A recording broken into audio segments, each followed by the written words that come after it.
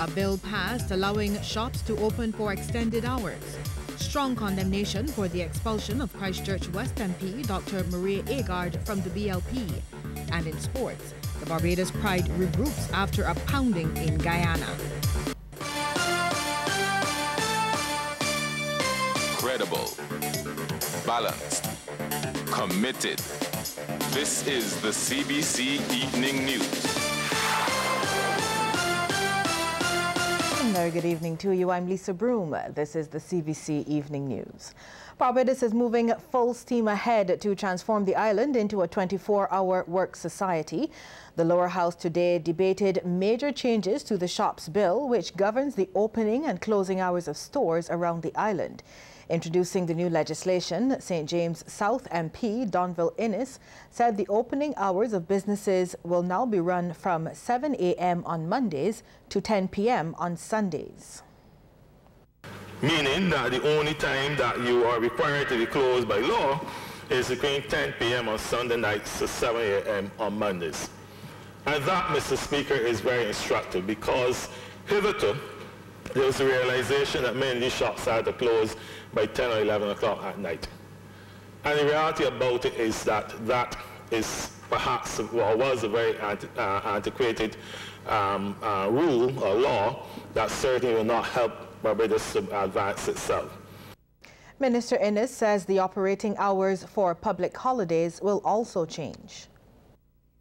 By this legislation today, we are now clearly reducing the number of closed days in the Barbados context and limiting it to Good Friday, Easter Sunday, Christmas Day, and Independence Day. Now, I wish, Mr. Speaker, to make it abundantly clear that you note that the closed days here, except for Independence Day, are days celebrated in the Christian or among the Christian faith as the day or days, of great significance to them. But the bill is seeking to protect the rights of other citizens who may not be of the Christian faith.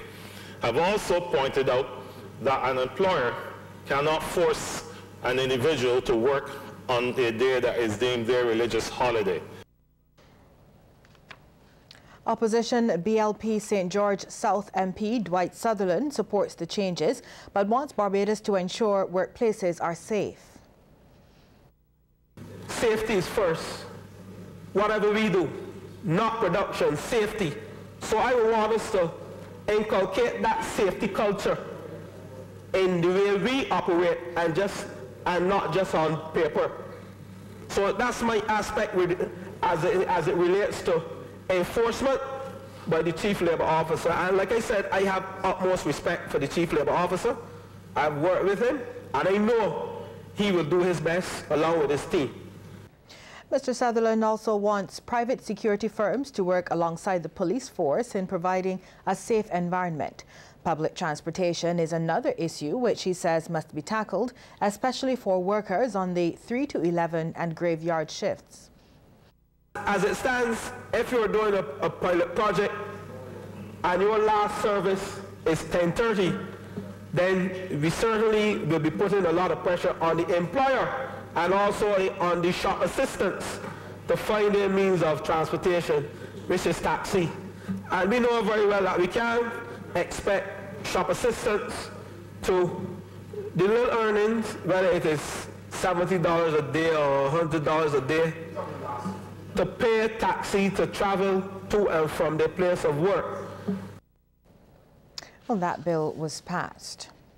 In other news now, former Prime Minister Owen Arthur has broken his silence on the expulsion of Dr. Maria Agard from the Barbados Labour Party, describing it as a tragedy. He has also described BLP leader Mia Mottley as a despot who he says is determined to use that party as her plaything. And he says this must not be entertained by right-thinking Barbadians. Peter Thorne reports. The former Prime Minister, who now sits as an independent MP in Parliament, held back no punches as he condemned opposition leader Mia Mottley and the BLP for expelling the Christchurch West MP. This is a tragedy that Maria Agard can be being dragged through the mud of public disapprobation for doing nothing more than expressing herself about a matter concerning herself. Now, let me just say this again strongly for the record, that there's nobody in Barbados politics, and certainly in Labour Party politics, who has expressed themselves more openly and freely, not about matters concerning themselves, but about the party's affairs, than Mayor Motley. You seem not to recall that Mayor Motley once went to a national consultation, and without the approval of the party, committed the Barbados Labour Party to a policy that we were staggered with, that we were going to commit ourselves to distributing condoms in prison. I don't think you quite appreciate what peril that caused the Barbados Labour Party. Mr. Arthur charged that Ms. Motley believes she has a divine entitlement to lead the Barbados Labour Party and Barbados, and he's called on senior members of the party to speak out against it. Sadly, the Barbados Labour Party is now allowing itself to become no more than a cushion to bear the imprint of the object that is sitting upon it. And I use the word object rather than the preferred three-letter word that we use on this occasion. This is a sadness that is happening to a great institution. Mayor Motley is a despot, and she believes that she has a right. Trevor Prescott expressed it on a platform. He said that she had a divine entitlement to these things. Mayor Motley does not have a divine right to be a despot over us. And I have broken my silence. I was patient, but I have children and a grandchild that will have to live in this country.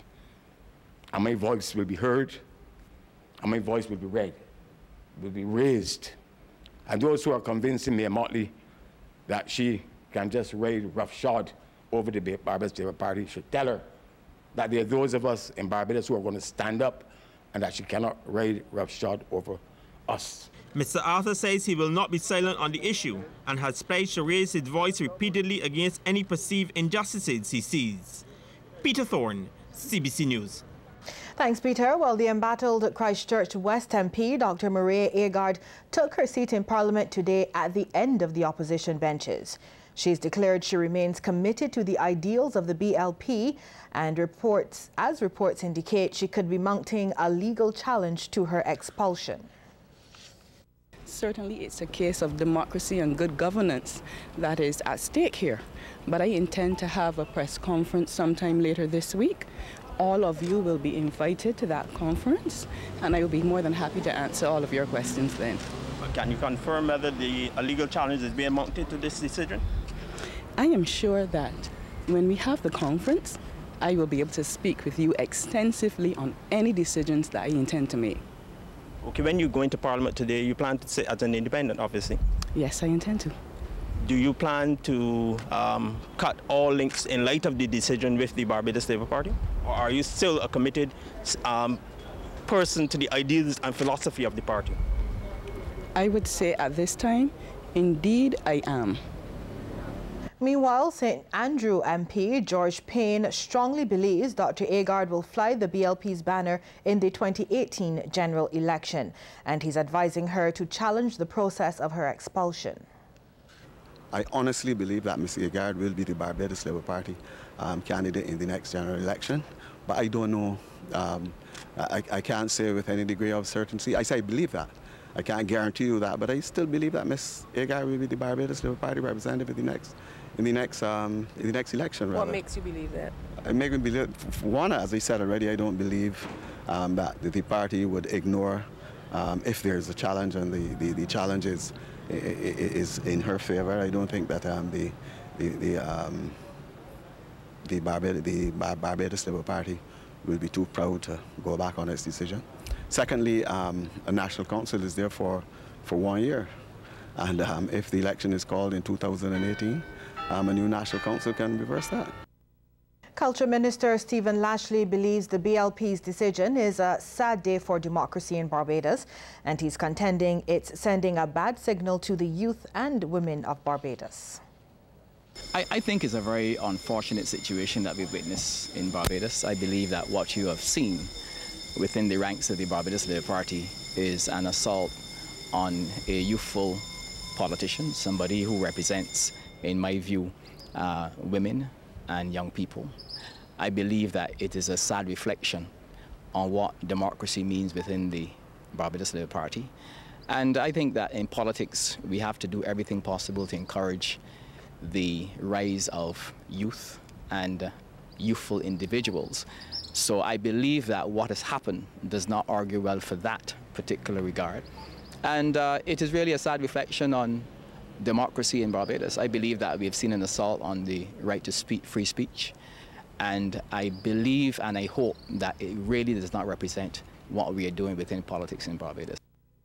And Minister of Transport Michael Lashley also believes the BLP's National Council's decision to expel the Christchurch West MP was wrong. He's contending that decision of the party did not follow the laws of natural justice. I think we need to go back to first principles. You cannot charge someone and then the same body who charges seeks to hear the case or determine the case. I think it's totally wrong and against the principles of natural justice. But that is the Barbados Labour Party way, so I can't tell them how to run their shop. But not anyone with an LEC should understand the principles of natural justice, or LLB. With the transformation of China into an economic powerhouse and the growing relationship between Beijing and Bridgetown, Barbados is ensuring its citizens are versed in Mandarin. The first cohort of the Barbados Confucius Institute, more than 200 people, have completed their classes in Mandarin. They were presented with certificates during a ceremony at the University of the West Indies at Cave Hill. The evening also saw the launch of a Chinese culture club. Deputy Permanent Secretary in the Ministry of Foreign Affairs, David Bulbulia, says the response to the Institute has been overwhelming. Several hundred students have, in this first term, is a very remarkable achievement which bodes well for the future. And that is a future of deepened understanding and exchanges between Barbados and the Caribbean and China. It is filled with much promise. There's a lot of work to be done. Already it constitutes one of the fastest growing economic relationships for us. Your task is to take the knowledge you have gained and as a firm craftsman of your faith, shape the relationship in a way that will benefit both peoples. Ambassador of the People's Republic of China to Barbados, Wang Ke, says there are several benefits to learning Mandarin and about her country. Chinese is a Oriental country, which is still a mystery to most of the Barbadian people. I think vice versa. Just like Marisa, the young girl said that there are, from her experience traveling in China, that it is true that Chinese people know very little about China, about Barbados. I think that we are here, we are the ambassadors, we are the bridges to connecting the people, to connect two countries and to have the two peoples know each other more. From December 7th, the new Joris Dunner Elderly Daycare facility will be another place for seniors to spend their time during the day. This from Senator Reverend David Durant. He says since its opening in September, the daycare center was being prepared to start its operations. The establishment of additional state-operated senior daycare programs for the elderly is timely and is actually needed, in the continuum of services for the older people in Barbados. And it is a response to the changing needs of our growing elderly population in Barbados at this point in time. To date, the only state-run elderly daycare program operates from the Geriatric Hospital, Beccles Road, in St. Michael. So this will be the second government-operated or state-run elderly daycare center.